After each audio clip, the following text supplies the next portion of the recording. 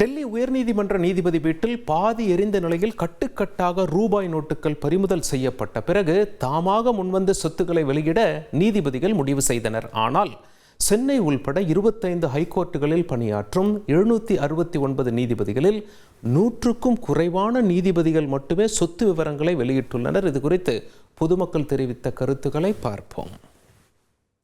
நீதித்துறையை பரிபாலனம் செய்யும் நீதிபதிகள் நிச்சயமாக அப்பழுக்கற்றவர்களாக இருக்க வேண்டியது கட்டாயம். அது நடக்காத பட்சத்தில் மக்களுக்கு அந்த துறையின் மேல் நம்பிக்கை அற்றுப்போகும். இவர்களாக முன்வந்து தங்களுடைய சொத்துக்களை வெளிப்படைத்தன்மையோடு வெளியிடுவோம் என்று சொல்லிவிட்டு இப்பொழுது பின்வாங்குவது என்பது முறையல்ல. கீழமை நீதிமன்றங்கள் முதற்கொண்டு அனைத்தும் உச்சநீதிமன்ற உயர்நீதிமன்ற கட்டுப்பாட்டில் தான் இருக்கிறது.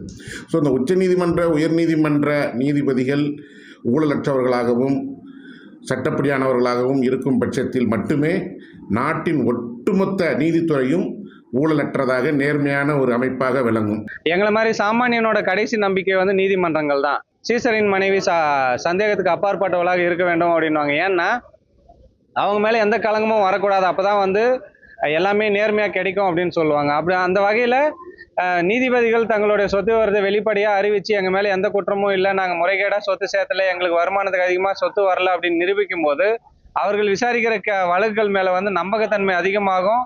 சாமானியனும் தைரியமாக நீதிமன்றத்தை நம்பி வருவான். செய்திகளை உடனுக்குடன் தெரிந்து கொள்ள உடனே சப்ஸ்கிரைப் பண்ணுங்க.